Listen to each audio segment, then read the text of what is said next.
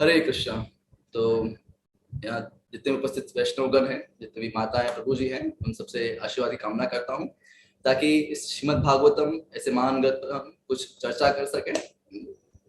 हर एक श्लोक भागवतम का अपने आप में पूर्ण है और भगवान का स्मरण कराने वाला है।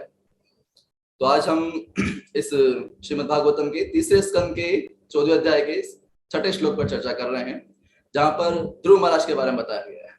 हालांकि ध्रुव महाराज की कथा अगले स्कंद है ना, जो कि फोर्थ कैंटो है, उसमें आएगा। लेकिन एक तरह से गुणगान करते हुए कि भगवान की कथा उसका क्या महिमा है, कि ध्रुव महाराज जो कि एक 5 साल के बच्चे थे, वो भी भगवान के धाम को प्राप्त कर लिए। और कैसे प्राप्त कर लिए? ऐसे नहीं कि कोई भी आम व्यक्ति या होता है ना, जिसका ऐसे उसको शरीर जब छोड़ता है तो उसको इस देह का त्याग करना पड़ता है। लेकिन यहाँ पे हमें देखने को मिलता है जो वास्तव में भक्ति कर रहे हैं, शुद्ध भक्त हैं, तो उनका शरीर किस तरह से छूटता है। This is the opulence of a devotee, है ना, भक्तों का ऐश्वर्य ये कि जो ध्रुव महाराज हैं वो अपने इसी शरीर में भगवत धाम चले गए। काल पुरुष, है ना, जो कि उनका वेट कर रहा था कि कब ये जो ध्रुव महाराज अपना शरीर त्यागेंगे। लेकिन ध्रुव महाराज को रिक्वेस्ट किए, है ना, कि आप जो है अपना ये भौतिक शरीर है ना, कि भौतिक शरीर जो आध्यात्मिक जगत नहीं जा सकता, है ना, भौतिक नियम जो है उसके अनुसार। तो लेकिन ध्रुव महाराज जो है उन्हीं के सिर पर पैर रख करके आगे बढ़ते हैं, विमान के ऊपर चढ़ते हैं, जो कि वैकुंठ से विमान आया होता है, और भगवत धाम को जाते हैं। तो ये भगवान के भक्तों की महिमा है ना, जो यहाँ पर मिलती है सुनने को। आगे भी इसी अध्याय में, है ना, किस तरह से पूरी दीति का जो प्रसंग है वो आगे इस अध्याय में आएगा। किस तरह से हिरण्यकश्यपु और हिरण्याक्ष उनकी उत्पत्ति होती है। तो वो कथा आगे आएगी, उसको हम अभी चर्चा नहीं करेंगे, नहीं तो सस्पेंस खत्म हो जाएगा पूरे इस चैप्टर का, है ना। तो आज हम चर्चा करेंगे थोड़ा मृत्यु के बारे में, है ना, कि और काल पुरुष के बारे में। ऐसे ही एक और कथा आती है पुराणों में, इन्हीं काल पुरुष के बारे में। तो एक ऋषि थे, जिनका नाम शायद शक्ति ऐसे कुछ नाम था, ऋषि शक्ति नाम था। तो वो व्यास देव जी थे, उनके कुछ दादा या इस तरह से कुछ थे। व्यास देव जी के पिताजी हैं पराशर मुनि, शायद दादा या परदादा इस तरह से कुछ ऋषि थे। तो उनको भी भाई सबको पता है, जात से ध्रुव मृत्यु ध्रुवम जन्म मृत्यु से भगवान बोलते हैं गीता में, है ना, कि जिसका भी जन्म हुआ इसकी मृत्यु निश्चित है। ये तो फैक्ट है। तो शक्ति ऋषि थे, उनको भी, है ना, पता था, ये सबको पता है। तो वो भी व्यास देव जी के पास गए। व्यास देव जी बोले कि आप तो साक्षात शक्तावश अवतार हैं, भगवान के साहित्य का अवतार है ना, तो आप कुछ करिए, है ना, ताकि मेरी मृत्यु ना आए। मुझे मृत्यु से बड़ा भय है ना, मैं इस शरीर को छोड़ना नहीं चाहता। तो बोले कि ये तो अनिवार्य है, तो मतलब मृत्यु आना तो अनिवार्य है, कोई उसको टाल नहीं सकता, है ना, तो मैं क्या कर सकता हूँ उसके अंदर। नहीं, फिर शक्ति मुनि जो है उनसे रिक्वेस्ट किए, नहीं नहीं नहीं, आप तो भगवान है ना, शक्तावश अवतार है भगवान के, आप क्या नहीं कर सकते, है ना। तो फिर बोले ठीक है, चलो कुछ जुगाड़ लगाते हैं, नहीं कुछ ना कुछ बंदोबस्त करते हैं। तो फिर गए, है ना, दोनों मिल करके यमराज जी के पास गए। भाई यमराज जी जो है वो देखते हैं डिपार्टमेंट। तो यमराज जी बोले कि मेरे पास तो ऐसा कुछ रिपोर्ट नहीं है कि इनकी मृत्यु कब आएगी, है ना, मुझे तो नहीं पता है ना। तो हम जो काल पुरुष हैं उनके पास जाते हैं, है ना। तो काल पुरुष जो आज जैसे वर्णन आया ना इस श्लोक के अंदर, काल पुरुष का जिसके सिर के ऊपर पैर रख करके ध्रुव महाराज भगवत धाम को चले गए, तो उन काल पुरुष के पास जाते हैं, है ना, कि उनको पूछने के लिए, है ना, कि कब मेरा काल आने वाला है। तो अब शक्ति जो ऋषि होते हैं वो यमराज जी को रिक्वेस्ट करते हैं, यमराज जी आप भी चलिए, व्यास देव जी चल ही रहे हैं, व्यास देव जी भगवान है साथ में, लेकिन आप भी तो कोई छोटी मोटी हस्ती तो है नहीं, है ना। पूरे जो ब्रह्मांड है उसका जो जस्टिस डिपार्टमेंट है ना, पनिशमेंट का डिपार्टमेंट है ना, जो भी पाप पुण्य का लेखा जोखा है वो आप संभालते हैं, है ना। तो आप भी चलिए, थोड़ा वेटेज बढ़ेगा, मतलब आप चलेंगे थोड़ा, भाई 2-3 बड़े बड़े हस्ती आए हैं, है ना। तो वो भी गए साथ में, और फिर काल पुरुष से मिलने गए। तो काल पुरुष बोले कि मेरे पास भी ऐसा कुछ इन्फॉर्मेशन तो आया नहीं कि, है ना, आपका एक्सपायरी डेट कब आएगा, है ना। शक्ति जो मुनि थे, है ना, उनका एक्सपायरी डेट कब आएगा, ऐसा तो इन्फॉर्मेशन मेरे पास भी नहीं आया अभी तक। तो वो बोले कि अब तो ब्रह्मा जी बता सकते हैं, ब्रह्मा जी ने सारे विधि विधान, सारे जो क्रिएशन है सब कुछ उन्हीं का है ना, किया, उन्होंने किया है सब कुछ। तो ब्रह्मा जी के पास गए, तो ब्रह्मा जी भी बोले कि अब मुझे भी कुछ आइडिया नहीं है कि इनका मृत्यु कब आएगा, है ना। तो उसी समय तो फिर वो सब कंफ्यूज थे कि कब आएगा इनका मृत्यु, है ना। तो खुश हो रहे थे, शक्ति शक्ति जो मुनि थे कि यार किसी को नहीं पता है ना, न यमराज जी को पता है, न काल पुरुष को पता है, न ब्रह्मा जी को पता है जो क्रिएशन बना है, तो किसको पता है फिर। तो फिर ऐसे बातचीत चल रहा था, तो वो यमराज जी बोले कि एक बार चित्रगुप्त जी से बात करते हैं, भाई लेखा जोखा जो है डिपार्टमेंट उनके पास है, सारा जो भी रजिस्ट्री होता है ना, पाप पुण्य जो भी लेखा जोखा है वो चित्रगुप्त जी संभालते हैं, है ना। तो वो बताएंगे कि एक बार उनका देख लेते हैं क्या अकाउंट में लिखा हुआ है इनके। तो अब जाते हैं सब मिल करके चित्रगुप्त जी के पास, है ना, कि भाई देखो भाई इनका कुछ एक्सपायरी डेट है कि नहीं है, या अमर ही है ना। तो बोले कि ऐसे तो कहीं पे भी इनका डेट वेट लगा कुछ लिखा नहीं है, लेकिन इनका मृत्यु तभी आएगा जब एक ही स्थान पर यमराज जी होंगे, व्यास देव जी होंगे, काल पुरुष होंगे और ब्रह्मा जी होंगे, और जैसे ही वो सुनते हैं, है ना, तभी उनका मृत्यु हो जाता है। शक्ति जो ऋषि थे उनका इस तरह से मृत्यु हो जाता है ना। तो मृत्यु जो है वो अवश्यंभावी है ना, उसको कोई टाल नहीं सकता, है ना। चाहे वो बड़े से बड़े ऋषि हों, कोई जैसे भागवत में भी वर्णन आता है ना, कि ऐसे ऐसे महान ऋषि हुए हैं जिनका लाइफ स्पान हम सोचेंगे तो हमारी सोच के बाहर है। जैसे लोमश ऋषि है ना, बहुत फेमस है ये नाम, महाभारत में इसका वर्णन आता है लोमश ऋषि का, है ना, कि उनका लाइफ स्पान, उनका जो जीवन का जो आयु है, जीवन का जो काल है वो कितना बड़ा है। तो जो लोमश ऋषि है, ब्रह्मा जी का जब पूरा एक लाइफ स्पान होता है ना, जब ब्रह्मा जी का पूरा आयु हो जाता है, तब उनका एक शरीर का एक बाल गिरता है। जैसे हमारे शरीर में बाल है ना, हमारे सिर पर बाकी अंगों में भी बाल हैं, तो उनके शरीर में भी बहुत सारे बाल हैं। तो उनके शरीर से एक बाल गिरता है ना, तब जाकर मतलब ब्रह्मा जी का जब पूरा लाइफ स्पान पूरा हो जाता है, तब उनके शरीर से एक बाल गिरता है। ऐसे जब उनके सारे बाल खत्म हो जाएंगे तब जाकर उनका मृत्यु होगा। तो मृत्यु सबके लिए है। इवन जब हिरण्यकश्यपु जब तपस्या करता है ना, तो ब्रह्मा जी को पहला वरदान ये मांगता है ना, कि क्या मांगता है ब्रह्मा जी को पहले प्रार्थना करता है, अच्छे से मस्का लगाता है कि ब्रह्मा जी आप ही सब कुछ हो, आप ही परम ब्रह्म, सब कुछ आप ही हो, और उसके बाद फिर जो भी है ठीक है, लेकिन आप मुझे अमर बना दो बस, है ना। आप जो हो अच्छी बात है ना, लेकिन मुझे अमर बना दो। तो फिर ब्रह्मा जी भी ये बोलते हैं, है ना, कि अमर तो मैं खुद ही नहीं हूँ, तुम्हें कैसे अमर बना दूं, है ना। जो प्रोडक्ट मेरे पास खुद ही नहीं है मैं तुम्हें कैसे दूंगा उस चीज। तो ब्रह्मा जी उनको फिर मना करते हैं। तो उसके बाद फिर वो अपनी साइंस लगाता है हिरण्यकश्यप को, परम्यूटेशन कॉम्बिनेशन, है ना। यदि कोई मैथ्स बैकग्राउंड से हो तो पीएनसी, है ना, परम्यूटेशन कॉम्बिनेशन, हिंदी में क्रमचय संचय बोलते हैं, तो पूरी अपनी मैथ्स लगाता है ना, कि कैसे कैसे मृत्यु होती है, कहाँ कहाँ मृत्यु होती है, कौन कौन से समय पर मृत्यु होती है ना। तो तीन चीजें बताते हैं शास्त्रों में, है ना, टाइम, प्लेस और सर्कमस्टेंसेस, है ना, कि समय, परिस्थितियां और स्थान, है ना, ये काफी इंपॉर्टेंट है ये, है ना। कोई भी कार्य हम जो करते हैं इन तीन चीजों को ध्यान रखते हुए हमें करना चाहिए, है ना? और इनका इंपॉर्टेंस भी है, जैसे हम सुबह ब्रह्म मुहूर्त में उठते हैं उस समय जप करना, है ना, मंदिर में बैठ के जप करना, या फिर भगवान के विग्रह के आसपास बैठ के जप करना, घर में भी, है ना, तो एक अलग इफेक्ट पड़ता है चैंटिंग के ऊपर। तो इसलिए प्रभुपाद जी बोला करते थे कि जो भी मंदिर में रहते हैं भक्त, उनको मंदिर में प्रांगण में ही जप करना चाहिए। तो इसका समय, स्थान, इन सबका प्रभाव पड़ता है। तो उसने भी पूरा दिमाग लगाया, हिरण्यकश्यप ने भी, है ना, कि सारे जितनी पॉसिबिलिटी है ना, वो सारी उसने लगा दी कि न घर के अंदर, न घर के बाहर, न दिन में, न रात में, न अस्त्र से, न शस्त्र से। हमने सुना है कई बार ये, और यहाँ तक ये भी बोलता है कि जो 12 महीने हैं उनमें भी नामरूम है। जो 12 महीने होते हैं, है ना, जैसे अभी माघ का महीना चल रहा है ना, और ऐसे अलग अलग जो 12 महीने होते हैं, है ना, उनमें भी नामरूम है। तो भले ही कितना भी दिमाग लगा ले, लेकिन फिर भी उसकी मृत्यु आनी थी, तो भगवान उसको लेके आए थे।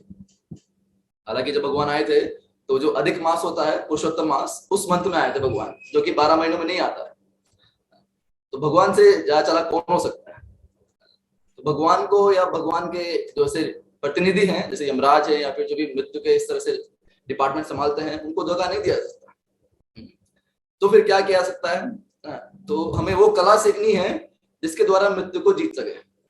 जैसे प्रभुपाद जी बोलते हैं कि दिस कृष्णा कॉन्शियस मूवमेंट, जो ये हरे कृष्णा आंदोलन है हमारा, ये क्या है वास्तव में, ये है ना, हम यहाँ पर क्या सिखा रहे हैं? हम यहाँ पर सिखा रहे हैं आर्ट ऑफ डाइंग, है ना, जैसे आर्ट ऑफ लिविंग सुना हो आप लोगों ने, है ना। तो हम इस्कॉन में या जो आप सीख रहे हैं वो क्या है? आर्ट ऑफ डाइंग, कि मरना कैसे है। जीवन तो हर कोई जी रहा है ना, पशु भी जीवन जी रहे हैं, पेड़ भी जीवन जी रहा है ना, और मृत्यु सबकी आनी है। लेकिन वो मरने की जो कला है वो हमें यहाँ पे सीखने को मिलती है कि जब मृत्यु आएगी तो किस चेतना में हमें मरना है, क्या भावना हमारे मन में होनी चाहिए। जैसे तो भगवान बोलते हैं ना 8वें अध्याय में क्या, कि जो मृत्यु के समय मुझे याद करता मेरे धाम को प्राप्त करता है। तो इस तरह से वो चेतना बनाना बहुत आवश्यक है। जो पूरी प्रिपरेशन है ना, इस जीवन का लक्ष्य क्या है? इस मृत्यु का प्रिपरेशन करना, कि जब मृत्यु आए तब मेरा मन जो है भगवान कृष्ण की जो चरण है उनमें लग सके, भगवान का जो नाम है हरे कृष्ण महामंत्र उसमें लग सके। अजामिल के साथ जैसा हुआ वैसा हर एक को चांस नहीं मिलेगा, है ना। जैसे प्रभुपाद जी की बुक है सेकंड चांस, नहीं तो अजामिल तो लास्ट मोमेंट पे बोल दिया, है ना, नारायण, है ना, तो विष्णुदूत आ गए, है ना, यमदूत बचा लिए। तो भगवान एक्सेप्शन भी दिखाते हैं, है ना, और अपने नाम की महिमा भी दिखाते हैं, लेकिन हर एक के लिए संभव नहीं है कि वो सोचे कि, है ना, मैं तो वही एंड में जाकर के ना अच्छे से जो हरे कृष्णा बोल दूंगा एक बार, इसमें हो जाएगा मेरा।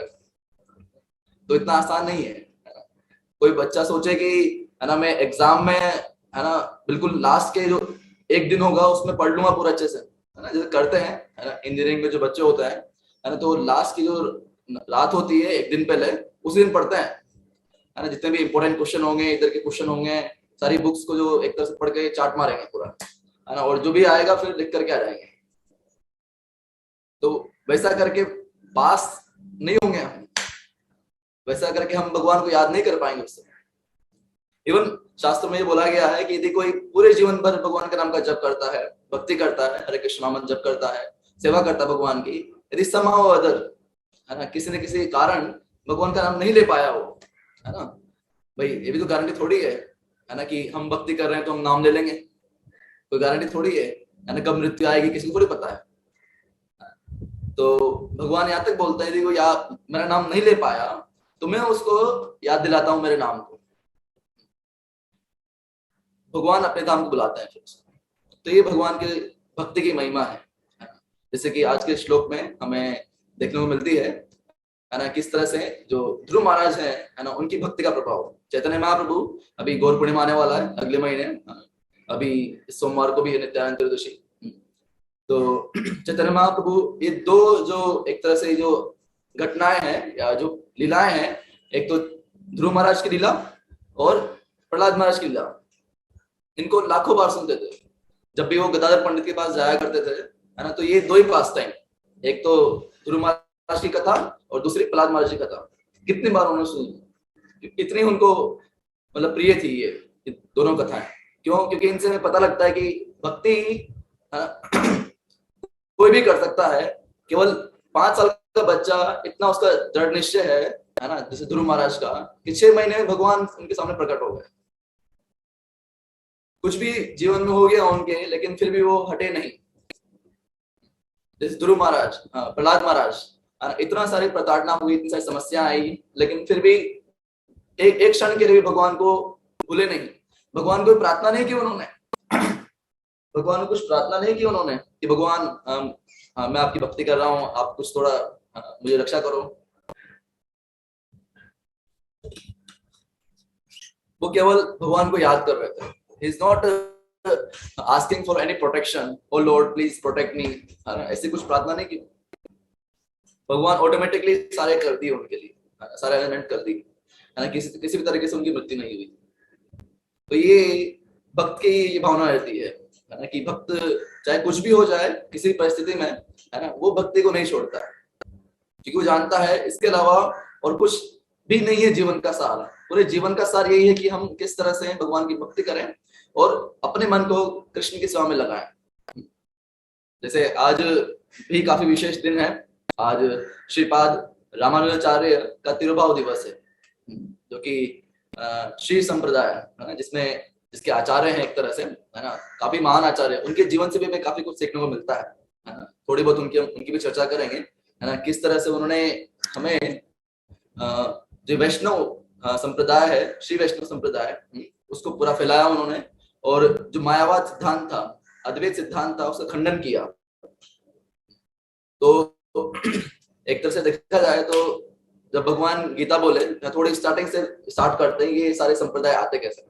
आप देखेंगे तो चारों संप्रदाय हैं, है ना, चारों संप्रदाय इस कलयुग में आते हैं ये, है ना। उससे पहले तो सब कुछ क्लियर था लोगों को, है ना, कि Krishna is supreme person god and we have to perform devotional service, हमें भगवान की भक्ति करनी।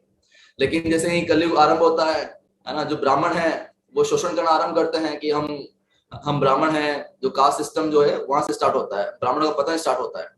एक्चुअली जब परीक्षित महाराज को जब शाप मिलता है ना, जो शंगी जो ऋषि का बेटा जो होता है, जब शाप देता है, तो उसी समय से ब्राह्मणों का पतन आरंभ हो जाता है।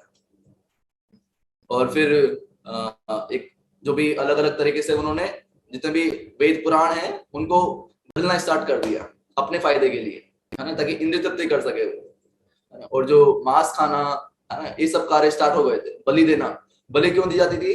ताकि अधिक से अधिक वो जो मांस है वो खा सके, है ना। तो उसको बंद करने के लिए भगवान दोबारा आए फिर, है ना, महात्मा बुद्ध के रूप में। तो महात्मा बुद्ध के रूप में आता है ना, फिर महात्मा बुद्ध के रूप में आकर कहते हैं कि तुम वेद पुराण फॉलो करते हो, ये है ना, वेद में लिखा हुआ है कि मांस खाना चाहिए, तो मैं सारे वेदों को रिजेक्ट करता हूँ। तो इसलिए महात्मा बुद्ध जब आए तो उन्होंने सारे वेदों को रिजेक्ट कर दिया, है ना, कि मत पालन करो इनको, सब बेकार है, है ना, अहिंसा परमो धर्मो। तो अहिंसा परमो धर्म का सिद्धांत उन्होंने स्थापित किया और पूरे विश्व में प्रचार किया उसका। अभी तो ये उन लोगों को सुधारने के लिए जो इस तरह से पूरे लगे हुए थे, जितने भी जानवर थे उनको बलि के नाम पर काट करके खाने में, है ना, ऐसी कंडीशन थी अराउंड, है ना, 2500 साल जो भी बोले अपन, जिस भी समय आए थे महात्मा बुद्ध, है ना, बीसी जो भी था।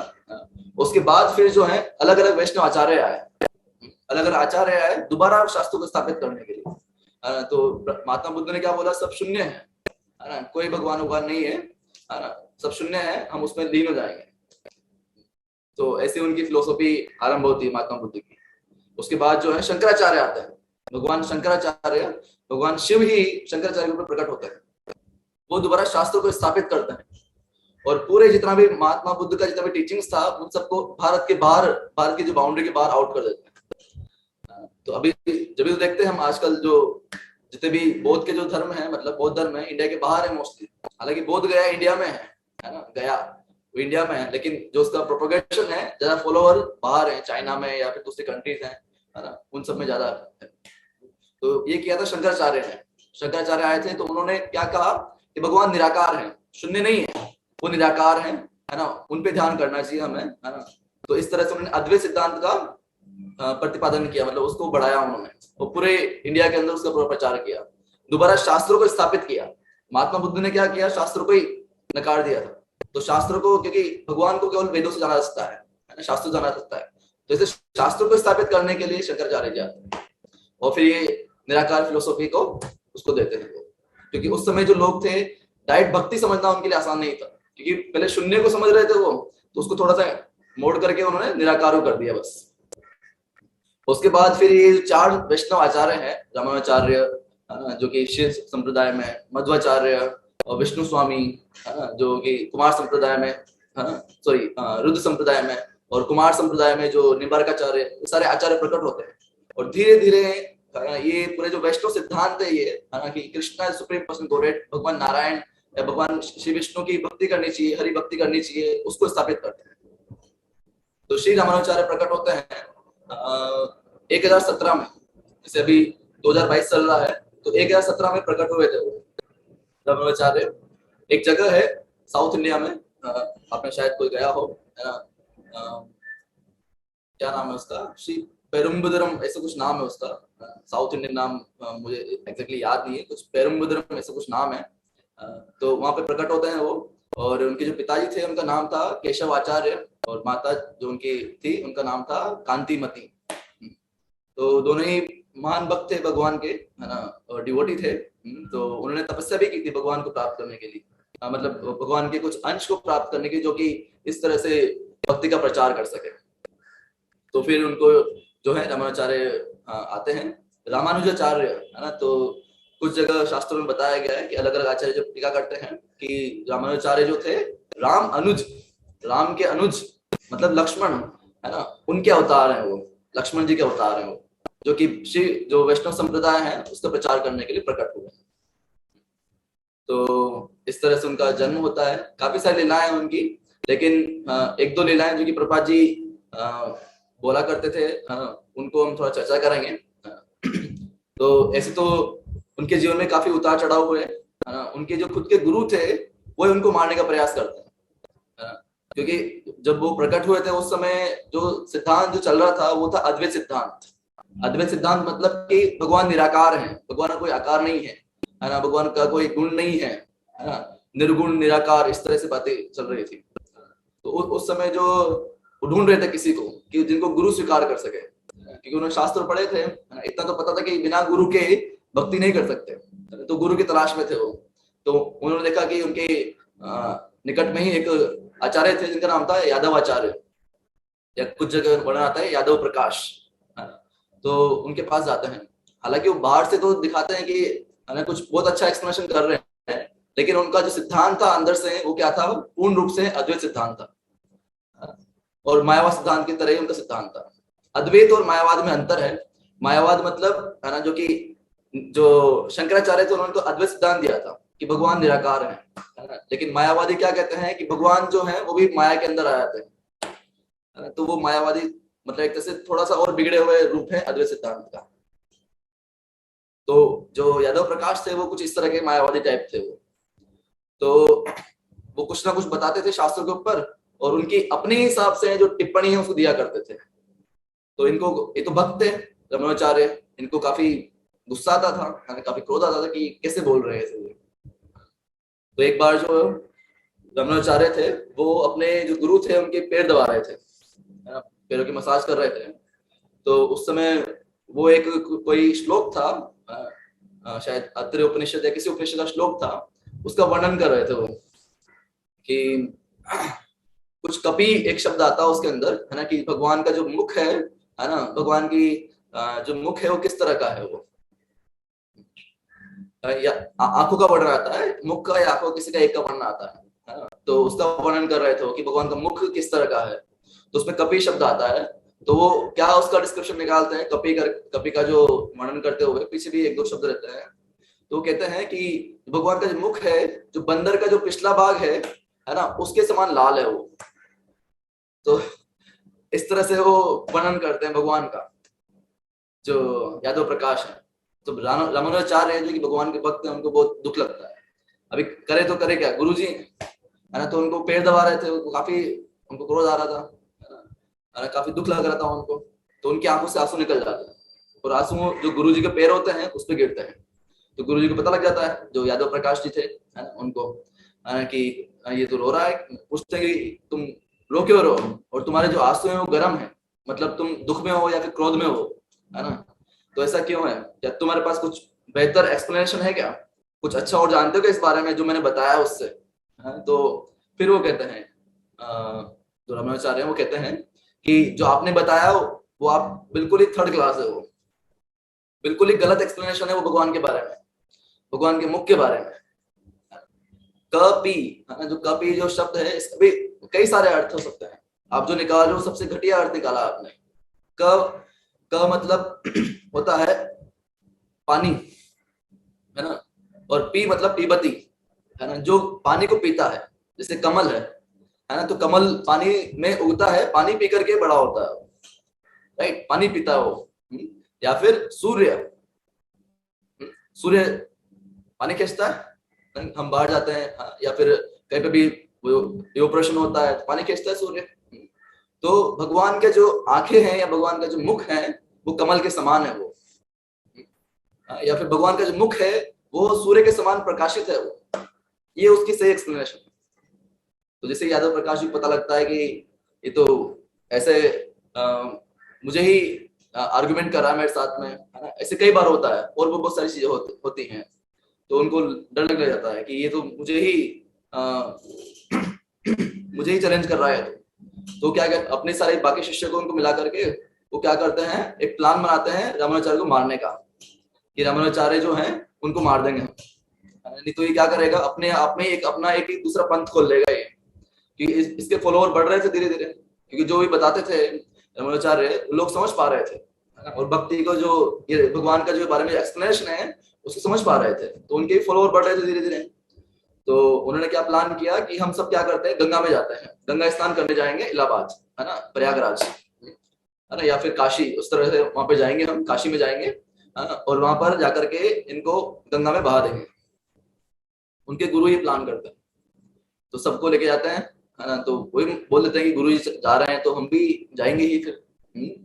तो सब जा रहे होते हैं, तो उनके एक कजिन होते हैं इनके रामानुजाचार्य के, उनको पता लग जाता है कि ये जो आपके गुरु जी हैं वो आपको मारने का प्लान बना रहे हैं। तो वो उनको बता देते हैं, और उनकी बातों विश्वास करके वो वहीं से लौट जाते हैं वापस।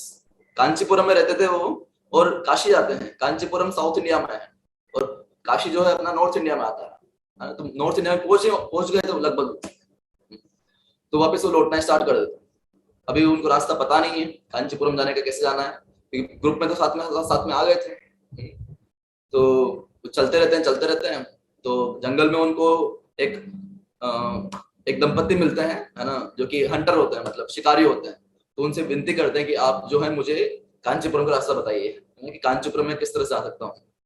तो वो उनके साथ चलने लग जाते हैं, 2-3 दिन 4 दिन चलते हैं, और फिर एक रात को जो है दोनों दंपत्ति गायब हो जाते हैं।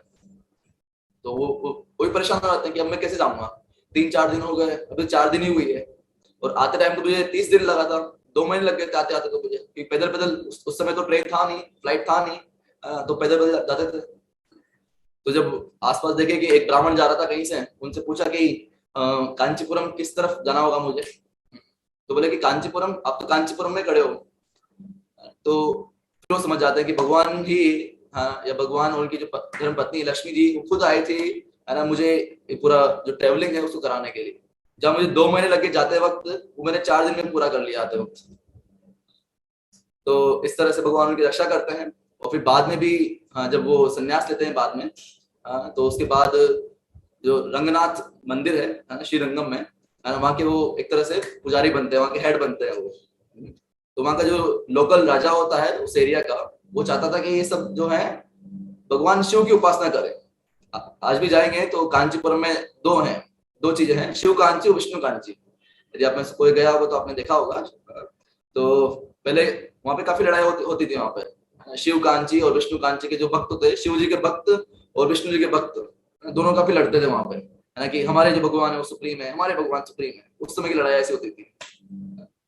तो ये वहां पे जाते हैं वापस कांचीपुरम, और जो रंगनाथ जी हैं श्रीरंगम, वहाँ के वो हेड पुजारी बनते हैं। और जो वहाँ का जो राजा होता है वो अगेंस्ट होता है, वो चाहता था कि ये सब शेवेट बन जाए, ये सब जो शिव के उपासक बन जाए, क्योंकि ये मेन जो प्रचारक थे वो रामानुजाचार्य थे, तो उनको मारना चाहते थे वो। तो उनको मारने के लिए सेना भेज देते हैं वो। जैसे पता लगता है तो रामानुजाचार्य के शिष्य होते हैं जिनका नाम कुरेश होता है, तो वो क्या करते हैं, रामानुजाचार्य को निकाल देते हैं वहां से, है ना, कि आप जाइए गुरुदेव, मैं यहाँ पे रहता हूँ, मैं सन्यास का एक तरह से वेशभूषा पहन करके बैठ जाऊंगा, वो समझेंगे कि मैं ही जो रामानुजाचार्य हूँ, और मुझे ही मार देंगे फिर, ताकि आपकी रक्षा हो सके।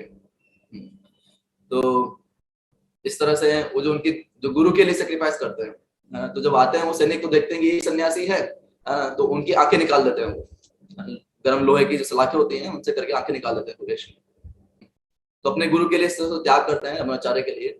तो रामानुजाचार्य जो बात करके जो साउथ इंडिया में ही दूसरा एरिया होता है जहाँ पर मोस्टली जो होते हैं ना, क्या बोलते हैं, भील या फिर ट्राइबल कम्युनिटी टाइप जो लोग होते हैं, है ना, उनको फिर जाके प्रचार करते हैं वो, और उनको भक्त बनाते हैं, और सबको वैष्णव बनाते हैं वो, सबको दीक्षा देते हैं, है ना, सबको वैष्णव बनाते हैं। क्योंकि उस समय जो था कास्ट सिस्टम बहुत ज्यादा था वहाँ पे। ब्राह्मण जो स्मार्ट ब्राह्मण जो बोलते हैं ना, स्मार्ट ब्राह्मण, है ना, कि बोलते हैं कि हम ही ब्राह्मण हैं, आप कोई भी दूसरे जो कोई भी रहेगा वैष्णव उसको ब्राह्मण नहीं मानते थे। तो ये जो खंडन जो है वहां से आरंभ किया स्टार्टिंग में रामाचार्य ने, है ना, कि जैसे प्रभुपाद जी अमेरिका गए, है ना, तो हिप्पियों को वैष्णव बना दिया, है ना, उनको ब्राह्मण दीक्षा दी। तो उसी तरह से रामाचार्य जो थे, है ना, उन्होंने स्टार्ट किया था बेसिकली स्टार्टिंग जो इस तरह से हिप्पी जो है प्रीचिंग उन्होंने स्टार्ट किया था और उन्होंने वैष्णव बनाया था स्टार्टिंग में। तो इस तरह से उनका जीवन रहा। एक घटना प्रभुपाद जी सुनाते हैं कि उनके गुरु थे, शायद उनका नाम गोष्ठी पूर्ण था, तो उनको मंत्र देते हैं। वो बोलते हैं कि ये जो मंत्र है ये बहुत सीक्रेट मंत्र है, इसको ध्यान से सुनना है ना, और कभी भी जोर से उच्चारण मत करना। ये मंत्र जो है ना, ये तुम्हारा उद्धार कर देगा। ये किसी का भी उद्धार कर सकता है ये मंत्र, इसलिए ध्यान सुनना और कभी भी जोर से मत बोलना इसको। तो उनको मंत्र देते हैं वो, है ना, ओम नमो नारायण, इस तरह से कुछ मंत्र होता है ना भगवान का, तो उनको मंत्र देते हैं वो।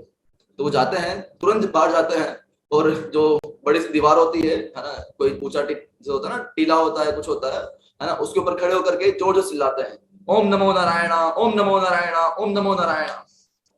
तो गुरुजी नाराज हो जाते हैं। गुरुजी बोलते हैं, अभी तुम्हें बोला तुमसे, है ना, कि जोर से नहीं चिल्लाने का, किसी को नहीं बताने का, और तुम यहाँ पर अभी जोर जोर चिल्ला रहे हो, ये क्या है? तो फिर जो ब्रह्मचार्य हैं वो कहते हैं कि गुरुदेव आपने तो कहा अभी, है ना, कि जो ये मंत्र है किसी का भी उद्धार कर सकता है, जो इसको सुनेगा वो उसका उद्धार हो जाएगा इसका, है ना। तो ठीक है, यदि मैं नरक में जा रहा हूँ, इसको ऐसे आपकी जो आज्ञा है उसका अवहेलना करके, लेकिन इतने सारे जो लोग हैं जो इसको सुनेंगे, जिनको जो प्रचार होगा ये, वो सब भगवान के धाम जाएंगे, तो मैं तैयार हूँ उसके लिए। तो ये कृपा है वैष्णवों की, उनकी जो कृपा का हम देखते हैं किस तरह से वो प्रचार के लिए इतना कर रहे थे वो। तो जो गुरु हैं वो प्रसन्न हो जाते हैं उनसे बाद में, और उनको आगे फिर देते हैं कि तुम आगे से और प्रचार करो। तो इस तरह से उन्होंने पूरे विश्व भर में, स्पेशली इंडिया में, काफी प्रचार किया, काफी सारे उन्होंने मठ भी बनाए, काफी सारे सन्यासी, ताकि जो इसका लेगेसी वो आगे बढ़ती जाए, काफी सारे ब्रह्मचारी बनाए उन्होंने। और अभी रिसेंटली 5 फरवरी 2022 को हमारे प्रधानमंत्री नरेंद्र मोदी जी ने हैदराबाद में बना है अभी स्टैच्यू ऑफ इक्वलिटी, शायद आप लोगों ने सुना होगा, है ना, उसका उद्घाटन किया, है ना, जो भी किया। और काफी बड़ा है वो, पूरा शायद सेकंड लार्जेस्ट डीटी है वो पूरे विश्व में, जो कि बैठा हुआ डीटी है, विग्रह जो है, बैठा हुआ जो विग्रह है। शायद कोई फर्स्ट जो है शायद महात्मा बुद्ध का है किसी देश के अंदर, शायद नेपाल या भूटान के अंदर, और जो सेकंड जो है ये स्टैच्यू ऑफ इक्वलिटी के नाम से रमाचार्य का विग्रह बनाया गया है हैदराबाद के अंदर। तो अभी जैसे उनका जन्म हुआ था 2017 में, तो अभी जो 2017 आया था तो उस समय उनके पूरे 1000 वर्ष पूरे हो गए थे उनके जन्म दिवस के, तो उस समय भी काफी बड़ा। तो चैतन्य महाप्रभु ने भी इस वैष्णव संप्रदाय, 4 वैष्णव संप्रदाय है, उनसे अलग अलग शिक्षा ली है। तो चैतन्य महाप्रभु ने इस वैष्णव संप्रदाय से, जो कि रमणाचार्य का संप्रदाय है, श्री वैष्णव संप्रदाय, वहां से शुद्ध भक्ति कि भगवान कृष्ण के प्रति शुद्ध भक्ति और गुरु के प्रति समर्पण, ये 2 चीजें जो है, गुरु के प्रति पूर्ण समर्पण, जैसे कि उनके शिष्यों में हमने जैसे सुना, है ना, और शुद्ध भक्ति, ये उन्होंने 2 चीजें जो है श्री वैष्णव संप्रदाय से ली। तो ऐसे महान वैष्णव जो है श्री रमणाचार्य, है ना, उनका तिरुभाव दिवस है। तो हम प्रार्थना करते हैं कि उनका जैसा डिटर्मिनेशन है उनकी, जो ताकि कुछ भी हो जाए जीवन के अंदर, भक्ति ना छोड़े, प्रचार ना छोड़े, हम भगवान की सेवा में लगे रहें, वो डिटर्मिनेशन हमारे अंदर भी आए, और हम इस भक्ति के मार्ग में हमेशा आगे बढ़ते रहें। तो ये थोड़ा बहुत हमने चर्चा करने का प्रयास किया। कुछ त्रुटि हो, टिप्पणी हो, तो जरूर बताइए, हम उसको सुधारने का प्रयास करेंगे। तो बहुत धन्यवाद आप सब लोग का। हरे कृष्ण।